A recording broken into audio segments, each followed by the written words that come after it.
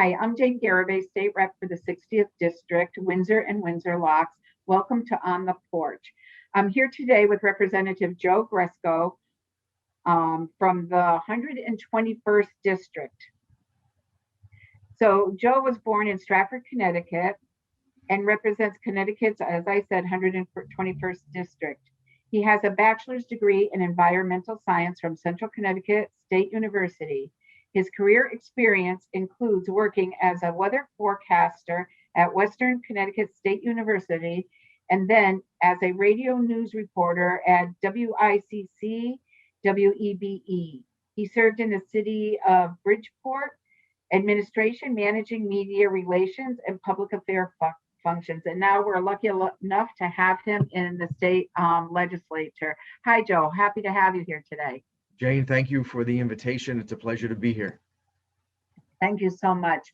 You are the co-chair of the Environment Committee, and you're also on the Energy and Technology Committee, which is a good match. And I know some of my viewers will be really excited to hear our conversation today. We have a Windsor Action Climate group who works very heavily on legislation and the pieces of the environment, especially in the technology and energy piece of it. So we'll start there. So whatever made you run for office? Well, I was a staff member at the Capitol for some years before that. And unfortunately, my predecessor passed away while he was a state representative. So he kind of made me promise to run for his seat after he left us in 2015. So I ran in a special election in February of 2016, and here I am. That's awesome. It's awesome for us, especially with your background. I didn't know some of those facts. It makes you perfect for the Environment Committee to do. So right now it's fast and furious at the Capitol and the long nights trying to pass good legislation in our community. I know the environment, I personally feel that, without our planet, nothing else that we're doing matters, right? So attention has to be put. That's a good way of putting it. That's every committee chair thinks that their committee is the most important, but when you come down to nuts and bolts, I think the Environment Committee is the ballpark we're all playing on. So you may agree to disagree on certain issues, on certain aspects of what we're doing, but I think we all need to agree on keeping the playing field in the best shape as possible so we can continue to do what we like to do personally. Right, absolutely. So there's so much hitting. I know a couple of bills already passed, am I correct? And that, there's some coming up that you might like to chat about.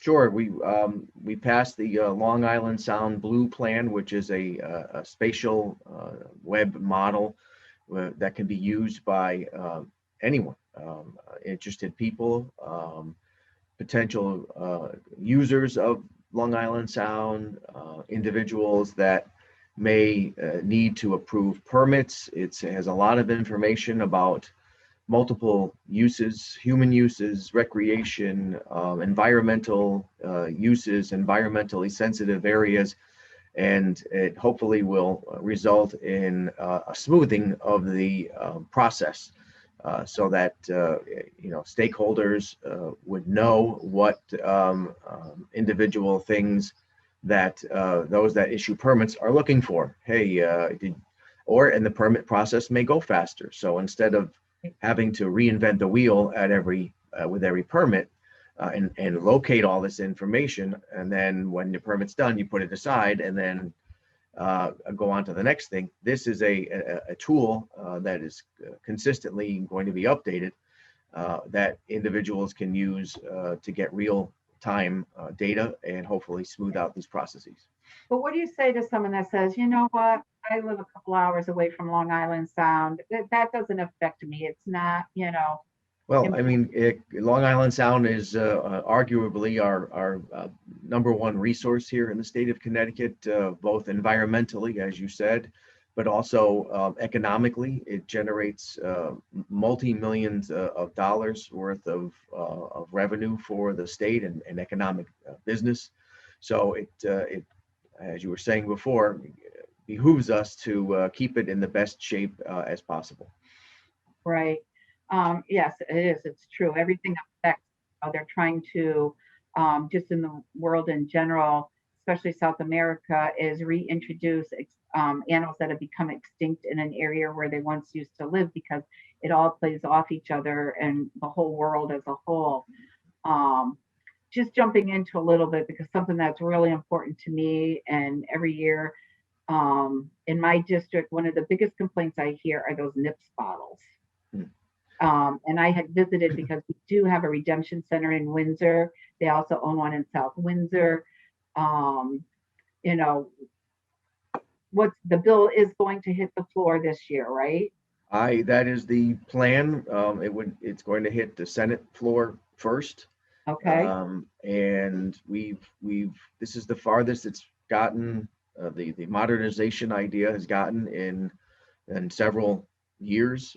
It's in dire need of a modernization, and Right. we're hoping that the increase in the handling fee for those redemption centers will spur them on to expand and give customers and just regular people the ability to have more access to redemption possibilities so that you can get your nickel and then eventually dime when we switch over back. And then, the industry itself is looking to get their used product back so they can make new product out of it. So Right. they've come around. But to your NIPS point, um, unfortunately, or fortunately, whatever the way you look at it, right now, the way the law would be written if it's passed, is that there would be a 5-cent surcharge on NIPS that would go back to the municipality in which it was sold, and then quarterly, and then that money is earmarked for environmental purposes, like, hey, we're going to be able to hire a recycling coordinator, or we're going to be able to pay for cleanups of certain areas that we know that NIPS are prevalent in. And at the same time, the bill is going to ask the industry to combine and work with DEEP to figure out a more of a nonprofit stewardship model for redemption and recycling of materials, similar to Oregon. But in the meantime, we have to raise the handling fee, and we will expand our own material. In other words, right now, it's beer, glass, and soda bottles, and plastic bottles, and water bottles, and that was per the legislation that was passed in the late 70s. A Right. lot of new material has come out since then, so we're going to be expanding to iced teas, Gatorades, juices, hard seltzer, hard cider, that type of thing. So they become more valuable instead of being just thrown on the street. Now someone hopefully will be able to redeem them if it's not the original person who paid, and help us with our litter problem, and also help us get the product back and so it can be used again. Right. Well, I love it. I love the NIPS bottle fee goes back to the towns to give them the ability to do more environmentally friendly programs. My constituents will be thrilled that it means less litter on the streets just because they're being, you know, picked up. And thirdly, as you said, the environment, right? It's protecting more of the environment, keeping it out of our oceans and landfills, etc. So that's really exciting news. Well, I, as a state rep, totally support this bill, as a lot of my constituents do. So, we just got to get this bill passed this year. I'm so glad that you guys have gotten it this far. So, what else is on the radar? Well, the Senate has already passed a PFAS bill. Yes, I was going to bring that up specifically for you. It would phase out, would ban the test. It would ban the testing with PFAS. In other words, when firefighters are training, they won't use actual PFAS material in their firefighting foam. They have other alternatives. And then DEEP is establishing a take-back program for the PFAS foam that's used at airports. And it's also banning PFAS in food packaging that directly touches and directly is connected to your food particle, your food. So we're working on getting that called in the House to push that along, because it's important to protect our firefighters and also protect individuals who we've been seeing the PFAS come up in drinking water, in well water, in breast milk, in all that, and so people know it's an issue. And even the USDA is rethinking some of their federal guidelines on PFAS. But in the meantime, we need to do our firefighters right, and Right. there is an alternative out there that is being marketed. So it'll be a process, but all too Right. well about how, when an incident happens and the PFAS runs off into nearby watersheds, you have a problem. Right.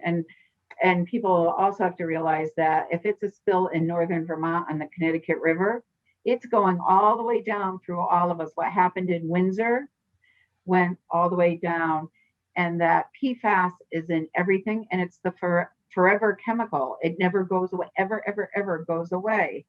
So yeah, to me that's a special concern. And I know some feel a little bit of a hardship, but many of our restaurants have already gone to cardboard or pizza boxes that don't have that PFAS film, which is not good for all of us anyways.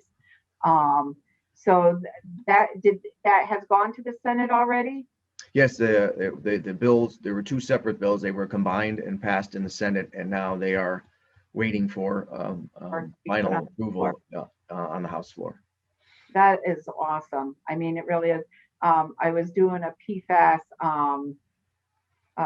session with kids in fifth grade, and I made the mistake of saying, I don't know if people realize, like sneakers, your soles, it's PFAS in there. And all the kids were taking off their sneakers. They were afraid that immediately it was going to affect them, which it doesn't.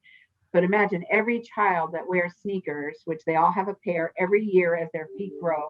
Where does all that PFAS go that will never dissolve, never go away, and will always be in our environment?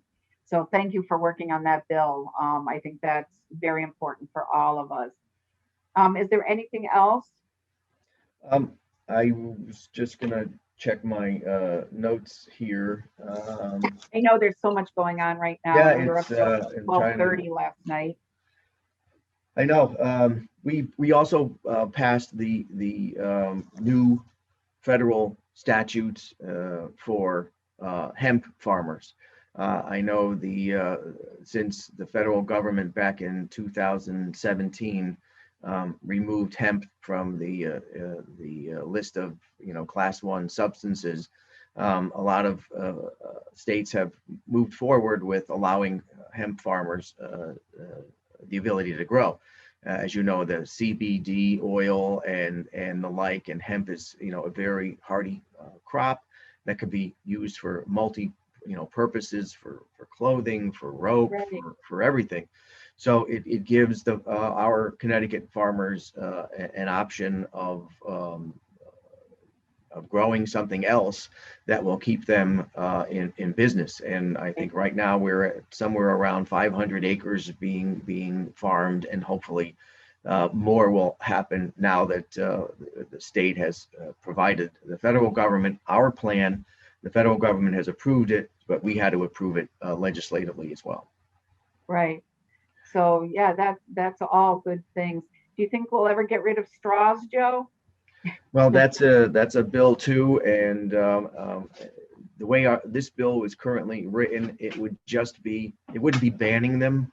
It would be saying to restaurants, sit down restaurants, that instead of just giving you a straw when you sit down, they won't.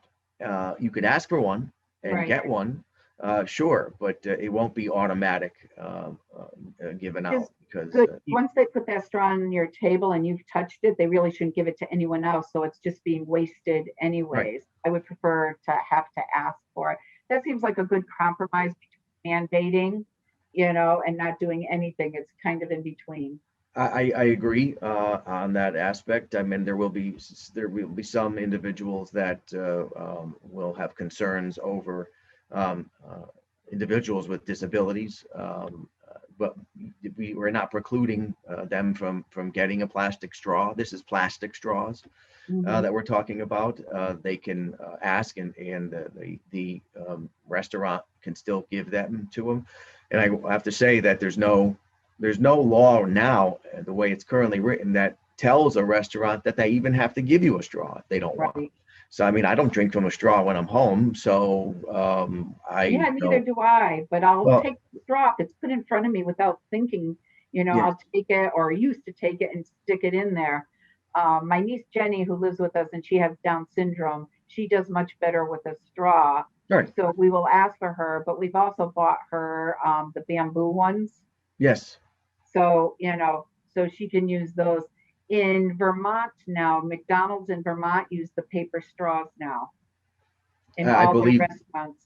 Vermont worked that out with McDonald's, and I'm hoping that that's what since customers are now asking for that and requesting that, and you have businesses responding, I'm hoping that will be the trend going forward with multiple items. Right. And so just to let people know, if you've heard the bills that we've been talking about here today, um, and you feel strongly, if it hasn't already hit the floor by the time this program airs, for any issue, you can always email your state representative, and all you have to do is, Google Connecticut State Reps, and it comes up. It's our first, our last name at cga.ct.org. So you can email. It does make a difference, especially if they're personal emails, Yes. that come through and you're expressing how you feel about some of these issues. We'd love to hear you. It gives strength to a bill. And it can also make us look at a bill if it's something negative to say, well, what does this do? And to relook things. Do you have any advice for people, Joe? Environmentally, Yeah, just yeah. well, look, we're going to be having a Memorial Day service, and in every town across our state, across our country, in a couple of days. I don't want to date the program here, but on that days we honored individuals who have served our country, and people might want to consider doing some of their own service in an environmental way,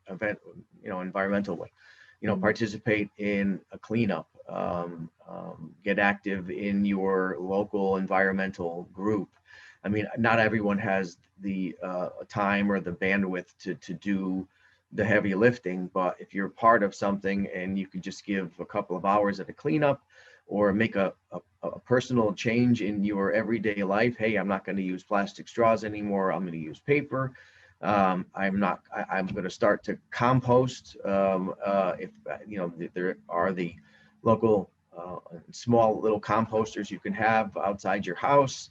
It's not very hard, and you reduce the food waste that's going into the municipal solid waste stream, which will help your town lower its tipping fee, and help the state with not having to ship out stuff or burn all of this stuff, especially if it could be turned into compost and reused again. So everyone should start thinking about recycling a little bit better, not throwing everything in the single stream blue bin, which causes problems with contamination. One of the reasons why China is not taking our recycling anymore is because it was not of good quality. So I'm hoping that as we move forward, the state's going to kind of try to revert back to source separating items to have the end product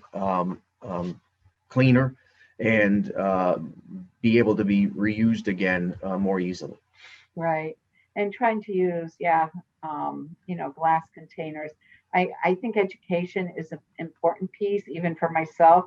My husband and I will often have a friendly argument about, is this recyclable? Look at the number. Is the number one of the numbers? Is it black plastic? What is it? So we now keep on our refrigerator, what's recyclable, what's not, because that contamination is important. And we have to go to the double stream like we used to have, where glass is separate. That's I believe the first direction that we're going as part of the bottle bill. There's going to be a memorandum of understanding, hopefully set up between DEEP and the wine and liquor distributors, that they are interested in somehow getting the wine and liquor bottles out of the blue bins. And now that we have end markets for them, we can try to get the product to the end market. And by that, I mean, there's strategic materials up near you and urban mining down near me that take the glass and they use it for, I know urban mining uses it as the aggregate in concrete, in cement, and that which is put into concrete. So there is an end use for this, and so hopefully we just need to get the product to those individuals. I know that there are 14 towns in the Housatonic Resource Recovery Association that separate their glass and now send it to strategic materials and urban mining, and that lowers their tipping fees. So we'd love to see that expanded across the state. Mm-hmm. Well, one last question. So I hear from people, why does it matter that I throw food in the garbage? It just deteriorates.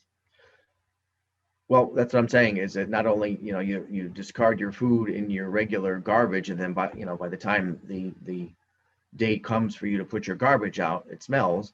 So if you had a composter, or if your municipality decided, hey, with this money that we're going to get from the NIPS, let's try to start a pilot program for food scrap recycling.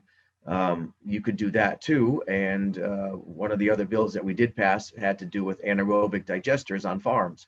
So we upped the percentage of feedstock on that. So now these farms are going to be looking for these food scraps to use on their farms, and to generate energy on the farms. And we're kind of trying to not just say, hey, you better recycle and do all this stuff, but not have an end to market for it. So right. Well, we're on our way. We just got to move a little bit quicker to get things done before we get to a sad point. So thank you for all the work that you're doing at the Capitol as co-chair, and helping to, people don't always realize that we get so many bills through to us, like 5,000 bills, and they have to go through committee and get those that are viable, get a hearing, and you got to work with the Senate. Your co-chair is the Senate. Mm-hmm. And how much work goes into putting one bill out. So I know I, as an individual and as a state rep, appreciate all that you guys are doing for the environment. It's very important. Thank you, Jane. And thank you for being here today. I hope everybody's enjoyed themselves and learned a little. If you have any questions, you can, email Rep Gresko or myself, or give me a call. My cell phone's out there, and we'll try to answer any questions you have, or direct you where you can volunteer or do. So I want to thank everyone for watching us today, and hope you enjoyed it as much as I did. Thanks again, Joe. Thank you.